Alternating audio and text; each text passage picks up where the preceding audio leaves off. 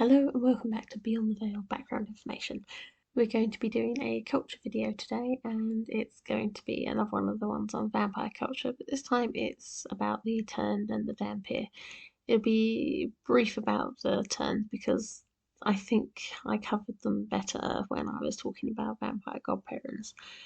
But with the culture ones, they're literally based on what the ideas are in the universe, so they don't often have much of a background influence to them. They're just how they are. But I'll start with a quote and then just go straight into it, so I hope you will enjoy it. That's the thing about Master Theodulus. Most vampires are arrogant. Most Dhampirs go the same way and act like the world hates them. But Theo is apologetic, sweet, and he doesn't look down on the other Veillanders. If he were full vampire, we'd all be bowing to him. A quote from Foundations of Blood. The general manner of the Veil vampires, I'm sure you'll probably have recognised by now, is that they do not like it when anyone questions their purity or exists outside their general view of things. It's complicated, of course it is, because it's the usual problem with any group that believes they have any rights above others, and worse, rights that they state are given by God. Vampires tended to live as the demigods of the Veil, some of them descended from demons pretending to be gods on earth, and all of them born and raised have inflated ideas of their position and purpose in life. They believe that they are the kings of their world, the ultimate predator, and thus the rest were prey, slaves, and servants. They were above the rest, and so there should not be any reason for anything to be born that is less than perfect. The Turned vampires and the Dhampir, though, are the most problematic aspect of the vampire culture, especially because as culture has changed, so has the acceptance and understandings.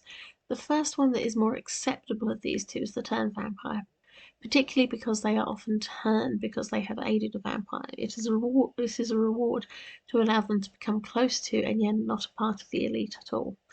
They become low class within the highly class-based system of the vampire nobility, but initially this was not the case at all.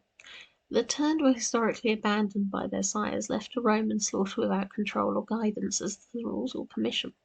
With Turned not harmed by sunlight, it meant their killing sprees could happen at any time, and it was only through the time of the first vampire king that things changed. As part of the rules of permission, the Turned were brought into the fold and to be looked after. However, the Turned vampire is still deemed as lesser because it was not born to a pedigree and treated like illegitimate children to their main families.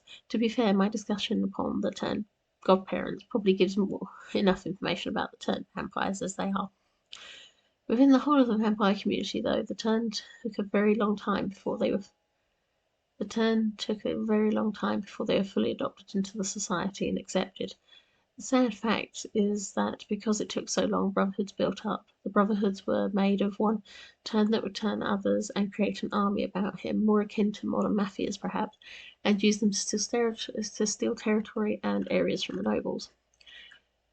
There are areas of the Vale that, due to their developments and history, have lost their vampire nobility, and so the brotherhoods have moved in, all of them Turned and not pedigree.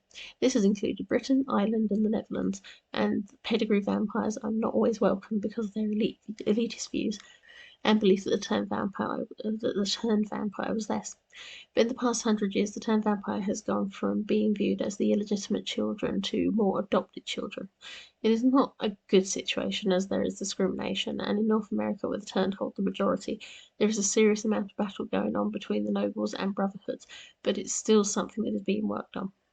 Now, when it comes to Dhampir, the discrimination and the treatment has been hideous for years. Though they have existed as a human-vampire hybrid since the dawn of vampires, and as a result of their predatory natures and sexual human heritage, the naming and the issue with the Dhampir occurred during the time of the second vampire king, as most tended to.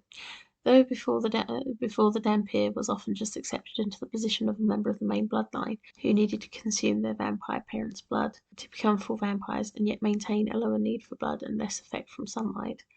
Their existence became a sin under the second king.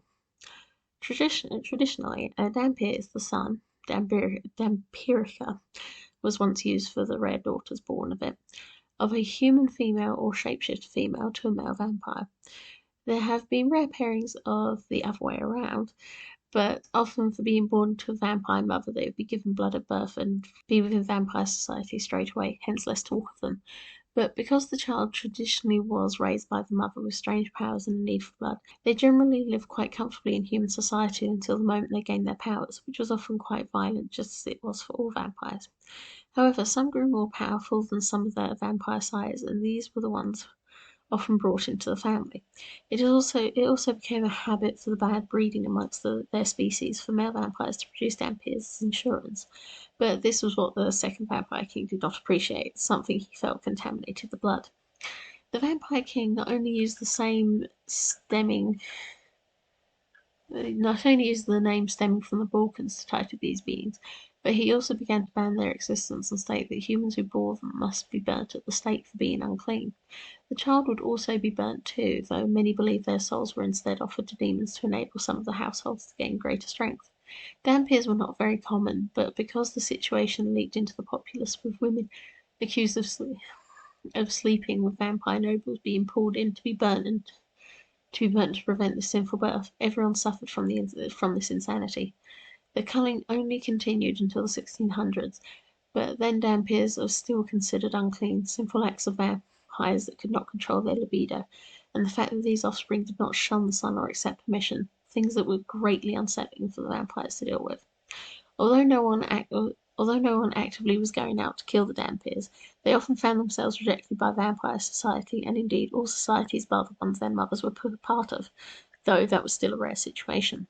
They were often thrown insults from all species, and certainly if identified as they easily could be by the werewolves and werecats, they were often chased out of an area or killed and their bodies brought to the vampire lords to claim some sort of prize or reward, which many would indeed be given, although it was never openly spoken of.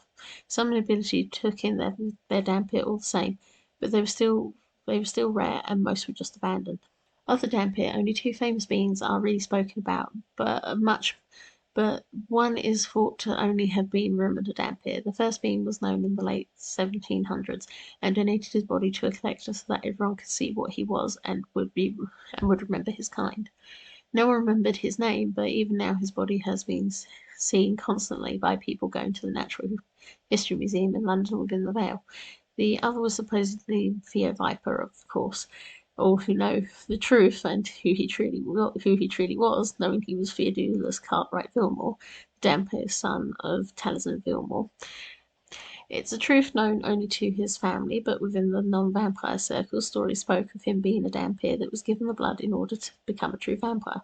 Though vampires did not herald him as a Dhampir, his manner and his friendliness to non-vampires and his willingness to interact, not to mention the fact he was least affected by sunlight, has meant that he is heralded as a Dhampir. If it were not for the Vipers, Dhampirs would have continued to be put in a situation where they were unwanted, but the openness of the Vipers has meant lower-ranked families are willing to take in their Dhampirs, and of course modern society has developed. They are more welcomed and included as their own beings, not needing to conform to vampire society or any other society. Yeah, hope you found it interesting. Thank you for listening.